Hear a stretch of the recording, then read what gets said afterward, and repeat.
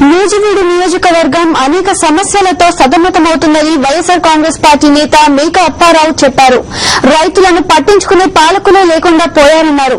118వ రోజు పాదయాత్ర మండుటెండలో కొనసాగింది.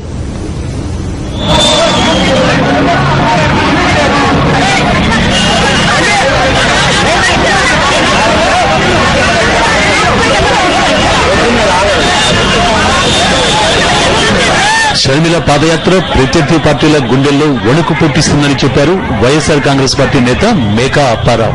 మొట్టమొదటి నుంచి కూడా రాజశేఖర రెడ్డి గారికి అనుకూలమైనటువంటి ప్రాంతం మన నూజివీడు. ఈ ప్రాంతంలో ఎన్నో చేశారు ఆయన, ఒకటి రెండు కాదు. ఒక ట్రిపుల్ లాంటి దాన్ని మహాసంస్కృతికి వచ్చి బీజీలో పెట్టారు. అదేవిధంగా మ్యాంగో ఎక్స్పోర్ట్ జోన్ చేశాడు. అదేవిధంగా మరి ఏంటంటే వాటర్ విజయవాడ నుంచి నూజివీడు చూకొస్తున్నారు. ఈ విధంగా ఏంటంటే అదే కార్యక్రమాలు చేయడం జరిగింది. అందుకని ఆమె కూతురు షర్మిల గారికి ప్రాంతాల్లో అందరూ కూడా అంటే బ్రహ్మాండంగా పడతారు.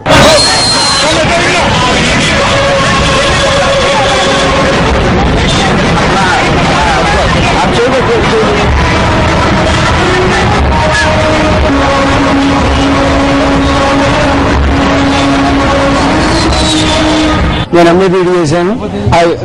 కారణం ఆయన ఫీజు రీయింబర్స్మెంట్స్ ఆయన ప్రవేశపెట్టమట్టి మాలాంటి ఎస్సీను పైకి రాగలిగాం.